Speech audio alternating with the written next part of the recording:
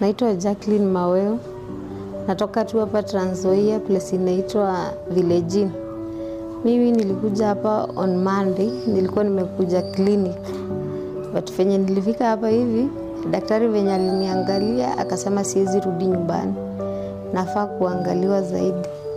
Na kweli niliangaliwa na wakasema inafaa ni masiku za kujifungua zimefika, kwa hivyo niende CS because huwa naenda CS. Nikaenda CS, nikafanywa CS vizuri, nimeshughulikiwa. Mtoto akatoka huko akakuwa na complication kidogo, akaenda nursery, ameshughulikiwa pia huko. Tumetoka huko, tumekuja kwa ward, tumekaa kwa ward, pia wametushughulikia vizuri. Hata leo sasa nimeona nimedischargiwa. Nimefurahia services za hapa sana. Sio mara ya kwanza mimi kufanywa CS. CS zangu nimekuwa nikifanyiwa Moi Teaching and Referral Hospital Eldoret. Lakini sasa last year nilihamia huku Trans Nzoia. Na venye nimefika huku Trans Nzoia nimekuwa nikileta marafiki zangu kuja kujifungua hapa Kijana wa Malo.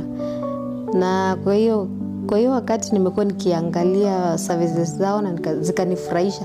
That's why hata mimi niliona nisirudi Eldoret, nikuje tu hapa hivi, na kweli nimekuja nimeshughulikiwa vizuri. Najisikia vizuri sana kwa sababu hata kwa watoto wangu nimepata msichana sasa. Sikuwa nimetarajia kupata msichana. Nimepata msichana, nasikia vizuri sana.